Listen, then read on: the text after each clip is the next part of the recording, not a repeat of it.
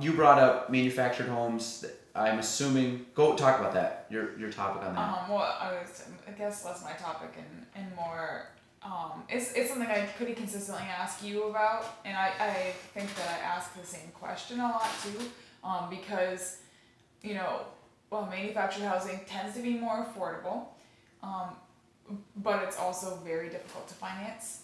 And it's something that an issue that I have run into with some of my clients who have, you know, lower income and they want to get a manufactured home, but they can't get a manufactured home with most of the loans around here unless they're putting a certain amount down, which they can't afford to do because they don't have a lot coming in.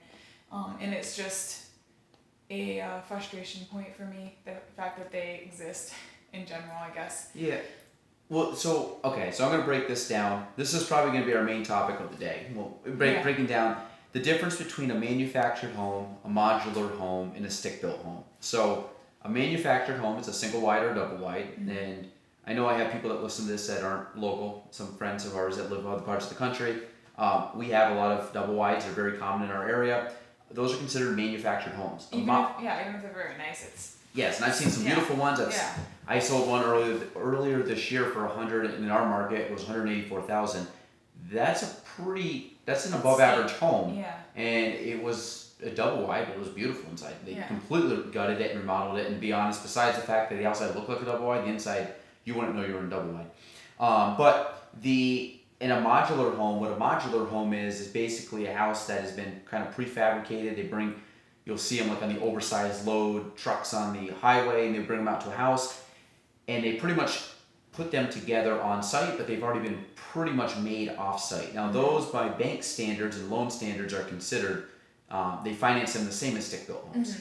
And the last one is stick-built, meaning from ground up it was built with traditional built. Exactly, traditional built, sticks, wood, China. Fish, so sticks and wood, whatever. So when you talk about the financing aspect, this is what's good about knowing.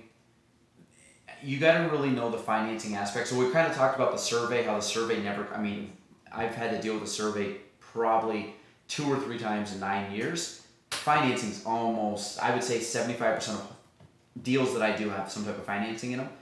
So what has to happen is you have to know guidelines of financing. You got to be able to structure a loan correctly because especially new agents. I have a deal going on right now with a brand new agent.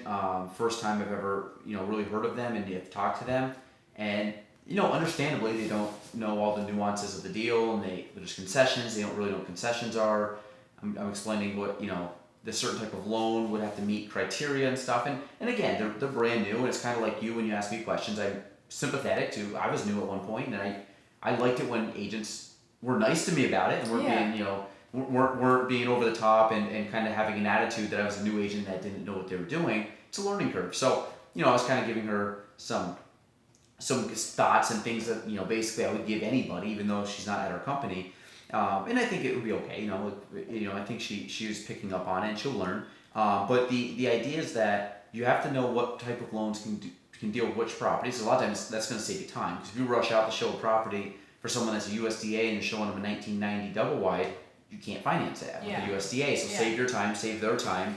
And I made that mistake when I was first in the business, and over time I've gotten better, and I can save myself a lot of time because I really understand the guidelines of financing. So manufactured homes, anything prior to 2006, so 2005 or newer, you can pretty much do an FHA loan. I would say back to roughly the late 70s. I think it's prior to 76 or 78. That's when the guidelines for the banks are the number jumps up substantially. Single wides, those are pain to do, no matter what. Most banks don't finance them. If they do, it's 20, 30, or probably 25% down. Even a house that's a single wide trailer that's been built around and does not look like a single wide anymore, but originally has the frame in it, still is considered a single wide, still is financed as a single wide. It's one of my biggest gripes, but it is what it is, and we have to obviously go by the guidelines. A 2006 or newer double wide, you can get a USDA loan through some banks, and the reason is the construction was different then. They're better constructed. Banks don't find it as risky to loan on those. Modular homes, you can do any type of loan on them. obviously we can get a little detailed, like can you do a stick-built home in the city with a USDA loan? No, because it's a rural loan and in the city, blah, blah, blah. But traditionally, Yeah. most of them you can. Stick-built, pretty much same thing. You can get pretty much any type of loan on those. Manufactured homes, usually you can do an FHA loan, which is 3.5% down. But like you said, if the price goes lower and the home's in kind of ratty condition, it might be harder to get a loan for that value. The hardest thing, which is going to kind of go away a little bit from this, is when somebody has a USDA loan. Typically, a USDA loan is someone that doesn't make a lot of money, doesn't have a lot of money out of pocket, so they're going 0% down financing, and they can get 6% of the total price rolled into their closing costs in the form of seller concessions.